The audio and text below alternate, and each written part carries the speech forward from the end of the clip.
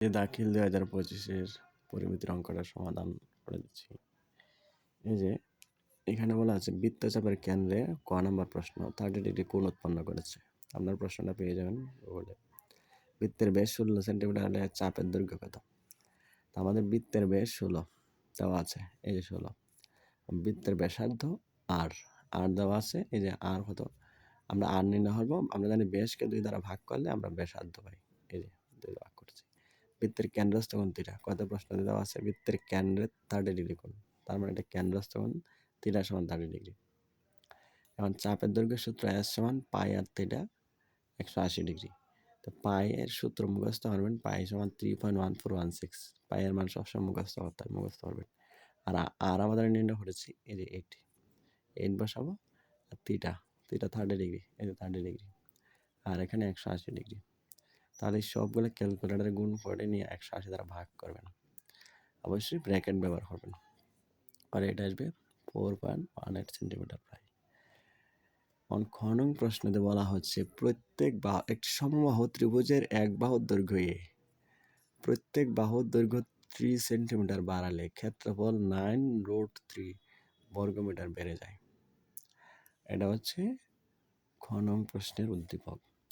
এবং খ নং প্রশ্নতে বলা হচ্ছে আপনারা এ এর মান নির্ণয় করুন। এই যে এ এর মান, আমি এটা লিখিনি, মানে এ এর মান নির্ণয় করতে হবে আমাদের, এ এর মান নির্ণয় করতে হবে। খ নংতে এ এর মান নির্ণয় করতে হবে, এ এর মান নির্ণয়, মানে কতটুকু বৃদ্ধি পেয়েছে এর মানটা নির্ণয় করতে হবে। যেহেতু এর মান আপনি নির্ণয় করবেন, তাহলে একটা চিত্র এঁকে নেবেন।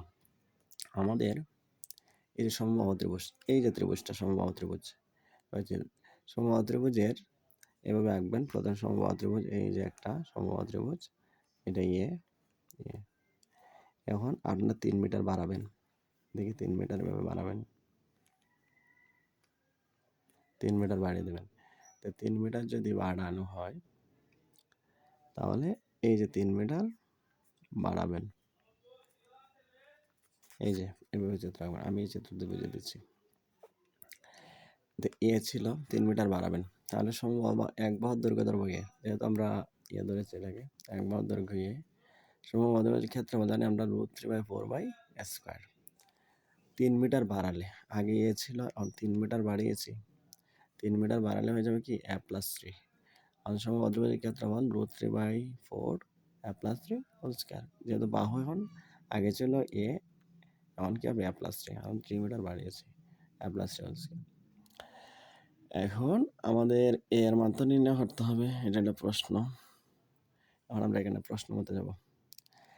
a+3 √3/4 a+3 হোল স্কয়ার, এটা কিন্তু এই যে বড় ত্রিভুজের ক্ষেত্রফল, বড়টা মানে বাইরেরটার ক্ষেত্রফল। বড়টার থেকে যদি আমরা ছোটটা বাদ দিই, ছোটটা হলো √3/4 স্কয়ার। বড়টার ক্ষেত্রফল থেকে যদি আমরা ছোটটার ক্ষেত্রফল বাদ দিই, তাহলে কতটুকু বেড়েছে এটা বের হবে। প্রশ্ন মধ্যে বলছে, মানে এই যে প্রত্যেক বাহুর দৈর্ঘ্য 3 মিটার বাড়ালে ক্ষেত্রফল 9√3 বর্গমিটার বেড়ে যায়। তার মানে আমি এটার থেকে এটা বাড়ানোর ফলে, বড় করার ফলে আমাদের 9√3 বৃদ্ধি পেয়েছে। তাহলে এই বড় ত্রিভুজের ক্ষেত্রফল থেকে ছোট ত্রিভুজের ক্ষেত্রফল যদি আমরা বিয়োগ করি, তাহলে কতটুকু বেড়েছে ওইটা নির্ণয় হবে। এটাই প্রশ্নের মধ্যে লেখা যায়। তাহলে আমরা √3/4, এই যে √3/4 কমন নিয়েছি, থাকবে a+3 হোল স্কয়ার, আর √3/4 কমন নিয়েছি, থাকবে a স্কয়ার। আগে 9√3 তো আছে, এখন √3/4 লিখবো, আর a+3 এটা a+b হোল স্কয়ার সূত্র করে, a square 2a, R b হলো 3, 2ab + b স্কয়ার, আর a স্কয়ার বসাবো, এখানে 9√3 থাকবে। এখন 3 × 2 = 6, 6a, 3 × 3 = 9, আর plus a square - a square কাটা যাবে, তাহলে √3/4। এখন এই √3 এদিকে পক্ষান্তর হলে √3 উপরে আসে, যাবে নিচে, আর 4 নিচে আসে, যাবে উপরে। আর √3 কাটা, এটা কিন্তু √3 কাটা, আপনারা বুঝতে পারবেন কিনা জানি না। √3, এটা হচ্ছে 3, √3 কাটা, √3 কাটা, তাহলে থাকবে 9 আর 4, 4 9 আসবে 36, এ তার নিচে কিছু নাই। 160 এখন +9 বাম দিকে পক্ষান্তরে -9 হবে। 34 থেকে 9 গেলে আসবে 27। 6 গুণে আছে দিয়ে গেলে ভাগ হবে। 27 সাথে 6 ভাগ করলে 4.5। এই যে আমরা প্রশ্নতে বলছি a এর মান নির্ণয় করা। এই যে a এর মান 4.5। এটাই শেষ। তারপর হচ্ছে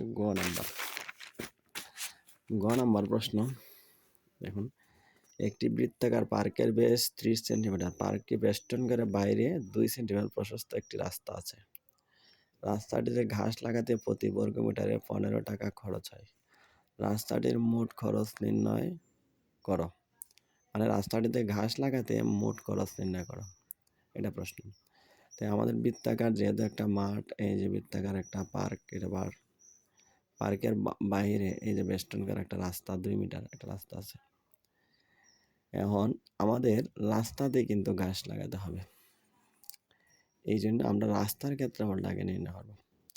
এই যে বৃত্তাকার পার্কের ব্যাস কিন্তু 30 সেন্টিমিটার দেওয়া আছে। এই যে বৃত্তাকার পার্কের ব্যাস, এই যে 30 সেন্টিমিটার যেহেতু দেওয়া আছে, আমরা ব্যাস জানি। ব্যাস জানলে হবে না, আমাদের ব্যাসার্ধ নির্ণয় হতে হবে। আর ব্যাসার্ধ জানি অর্ধেক। এই যে অর্ধেক, এখন ব্যাসের অর্ধেক হলে ব্যাসার্ধ, 30টা 2 দ্বারা ভাগ করবো, আর ব্যাসার্ধ নির্ণয় হবে 15। এটা কিন্তু শুধু বৃত্তের ব্যাসার্ধ, এই যে এটা। এখন রাস্তা সহ যদি বৃত্তাকার পার্কের ব্যাসার্ধ করি, এটা বৃত্তাকার পার্ক হবে। বৃত্তাকার পার্ক, এটা বৃত্তাকার মাঠ হবে না, এটা বৃত্তাকার পার্ক।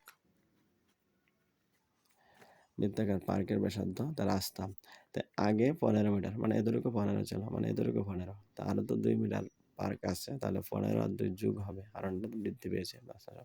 তা 15 2 যোগ করলে আসে 17 মিটার। এখন রাস্তার ক্ষেত্রফল নির্ণয় করব। আমরা জানি বৃত্তের ক্ষেত্রফল পাই স্কয়ার, মানে এতটুকু হলো বৃত্তের ক্ষেত্রফল, মানে পার্কের ক্ষেত্রফল। আর রাস্তা সহ পার্কের ক্ষেত্রফল এটা। তা রাস্তা সহ পার্কের ক্ষেত্রফলের সূত্র যদি বসাই, রাস্তা সহ পার্কের ক্ষেত্রফল থেকে, মানে এই অংশ হলো রাস্তা সহ ক্ষেত্রফল, আর এই অংশটা আর এই অংশটা সমান, এটা শুধু শুধু পার্কের ক্ষেত্রফল। তাহলে আমরা এই সম্পূর্ণ অংশ থেকে যদি এতটুকু বাদ দিই, মানে পাই আর স্কয়ার, এটার বড় আর ধরেছি, মানে এটা রাস্তা সহ বৃত্তের ক্ষেত্রফল। আর শুধু বৃত্তের ক্ষেত্রফল হলো পাই আর স্কয়ার, মানে এটা। তো এইটার থেকে যদি আমরা বিয়োগ করি, তাহলে আমরা রাস্তা পাই। আপনি প্র্যাকটিক্যালি বুঝতে পারেন, এই যে এই সম্পূর্ণ জায়গার থেকে যদি আমরা এতটুকু বাদ দিই, এতটুকু মানে এটাই বাদ দিই, তাহলে আমরা এই যে রাস্তার ক্ষেত্রফলটা পাই। এই জন্য এটা হলো পাই আর স্কয়ার, মানে এই পাই আর স্কয়ার, মানে এটা রাস্তা সহ ক্ষেত্রফল। আর এই পাই আর স্কয়ার মানে এই যে অংশটা, মানে এটার থেকে এই অংশটা বাদ দিলাম, রাস্তাটা পাই। তাহলে আমরা পায়ের মান 3.1416, আর বড় আর নির্ণয় করেছে, যে বড় আর 17, মানে রাস্তা সহ যেটা বৃত্তাকার পার্কের ব্যাসার্ধ 17 স্কয়ার, 3.1416। আর শুধু বৃত্তের ব্যাসার্ধ আমরা নির্ণয় করেছি আর, মানে এই অংশটা, আর দিলাম। এখন 3.14 17 স্কয়ার, ক্যালকুলেটারে 17 স্কয়ার তুলবেন, এটা গুণ দেবেন, এটা আসবে। 15 স্কয়ার দেবেন, গুণ হলে এটা আসবে। এটার তো বিয়োগ দিলে এটা। আর রাস্তার ক্ষেত্রফল এটা। তা আমরা জানি 1 বর্গমিটারে খরচ হয় 15 টাকা। এখানে বলা আছে 1 বর্গমিটার, প্রতি বর্গমিটারে খরচ হয় 15 টাকা। তাহলে 1 বর্গমিটারে খরচ হয় 15 মিটার, আমাদের এত বর্গমিটার বেরোচ্ছে। এত বর্গমিটারে খরচ হবে, এটার সাথে এটা গুণ দেব, তাহলে চলে আসবে 3015.9 টাকা।